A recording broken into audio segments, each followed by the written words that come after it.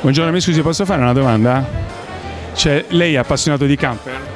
Io sono di Roller Team. Ah, di roller... Ma lei è responsabile del roller team, no? Io sì, sono nell'area tecnica Roller Team. Ah, no, perché le volevo chiedere, ma uno alto come lei, col camper, cioè se arriva un cliente che è alto così, tipo 2,20 m come lei, come si può fare? Cosa fate? Ne fate uno alla sua altezza? Ah, diciamo, O andate dall'ortopedico per sistemare lui? beh, i nostri prodotti Avvicinati. all'interno sono 2080, quindi anch'io riesco a starci molto bene all'interno. Sì.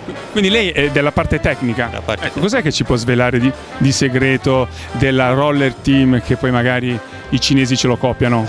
No, non dica niente, non lo dica, non lo dica. No, assolutamente. Bah, sicuramente c'è. Cosa fa lei nel pratico? Cosa fa nel pratico? Nel pratico sviluppiamo nuovi modelli, testiamo nuovi materiali, nuove soluzioni, sempre alla ricerca di nuove soluzioni più funzionali. Comodità, sicurezza, estetica, il top. Assolutamente. Senta, posso dire una cosa in conclusione? Guardi, lei come tecnico mi dà fiducia. Io personalmente acquisterei un mezzo fatto dalla roller team solo perché l'ho sentita parlare. Assolutamente. Ho detto una cosa bella? Anche lei se lo comprerebbe per lei. Assolutamente. Bravo, perché sa cosa ha fatto. Va bene, grazie. In bocca al lupo, salve.